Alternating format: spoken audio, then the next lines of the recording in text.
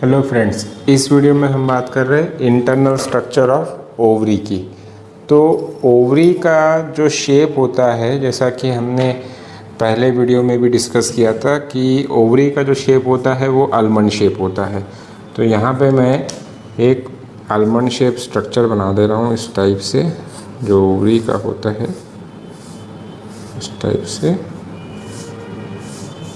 ये कुछ इस टाइप से आपका ओवरी का एक स्ट्रक्चर होता है। इसमें आपको दो एरिया देखने को मिलेंगे। ये जो आउटर वाला एरिया रहेगा,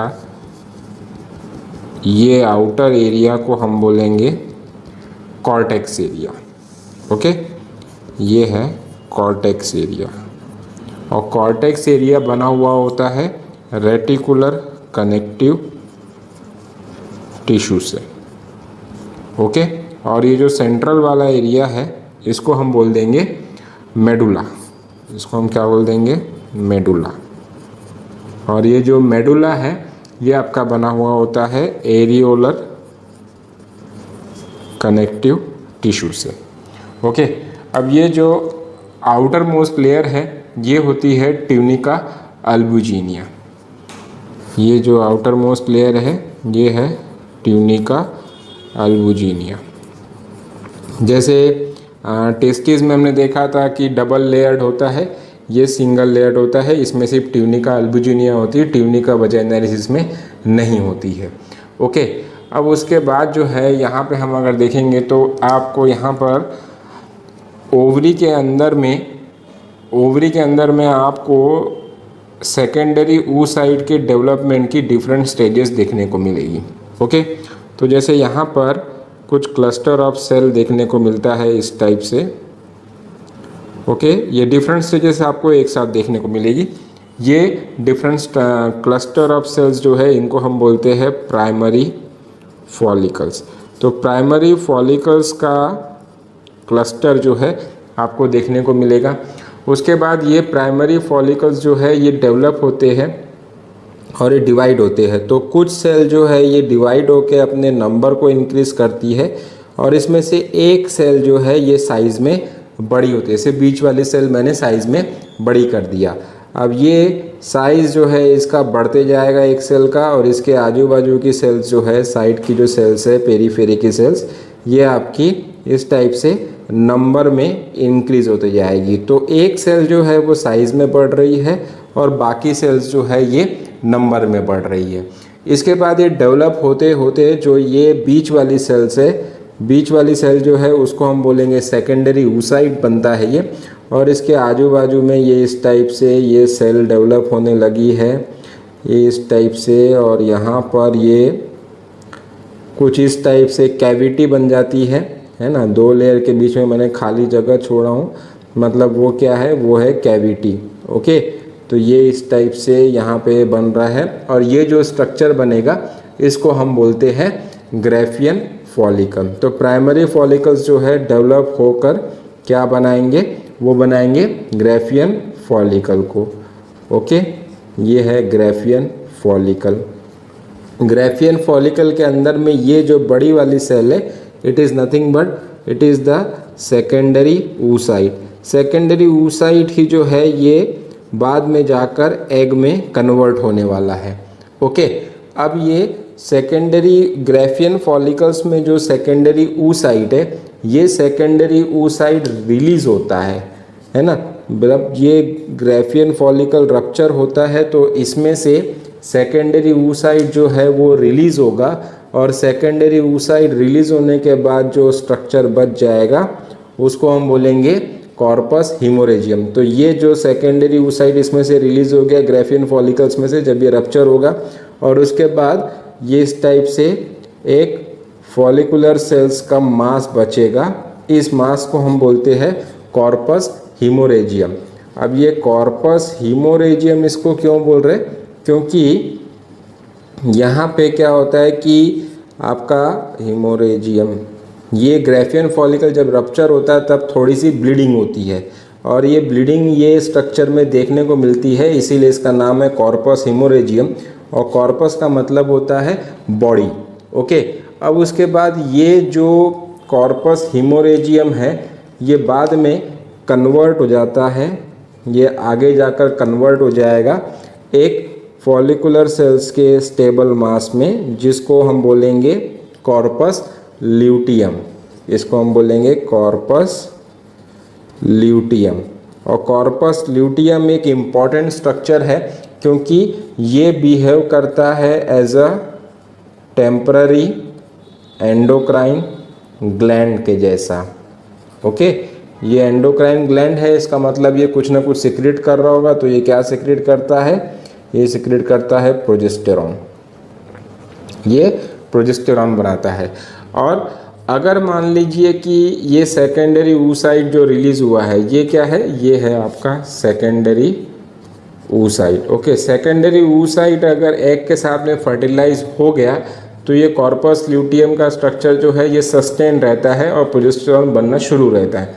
लेकिन अगर मान लीजिए कि फर्टिलाइजेशन नहीं होता, मतलब सेकेंडरी oocyte जो है स्पर्म के कांटेक्ट में नहीं आता, तो ये कॉर्पस ल्यूटियम जो है ये डीजनरेट होना शुरू होता है। इस टाइप से डीजनरेट होना शुरू होता है और ये जो स्ट्रक्चर बनता है इसको हम बोलते हैं कॉर्पस अल्बिकेंस। तो आपको ये बात ध्यान में रखनी है कि कॉर्पस अल्बिकेन कब बनेगा?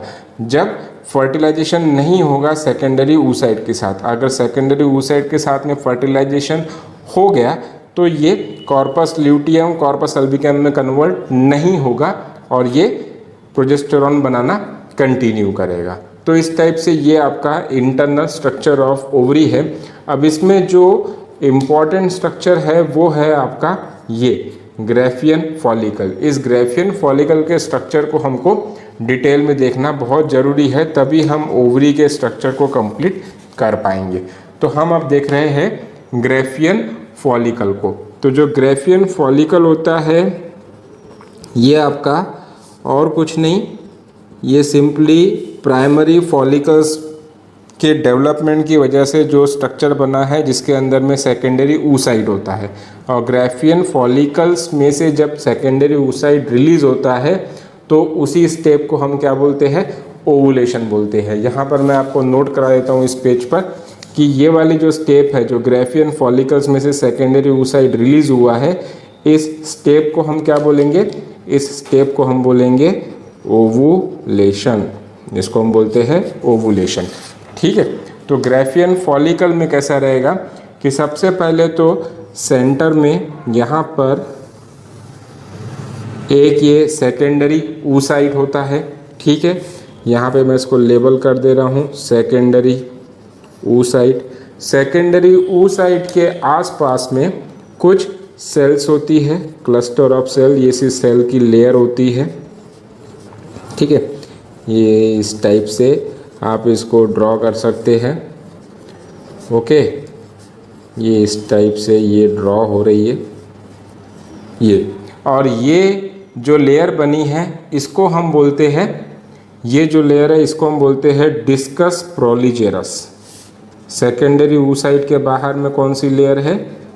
डिस्कस प्रोलीजेरस।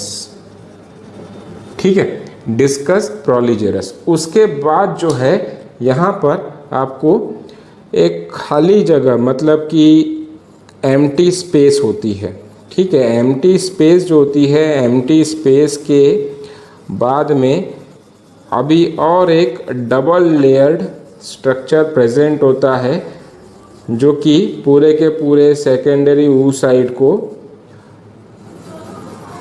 एनवेलप उसके ऊपर बनाए हुए है या रैप किए हुए हैं, आप ये बोल सकते हैं। तो मैंने यहाँ पे डबल लेयर बना रहा हूँ, इस चीज़ को आपको ध्यान में रखना है।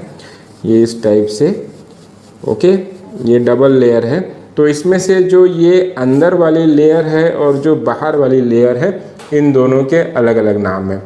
ये जो अंदर वाली है इसको हम बोलते हैं थीका इंटरना, और जो अंदर वाली लेयर है उसको बोलते हैं हम थीका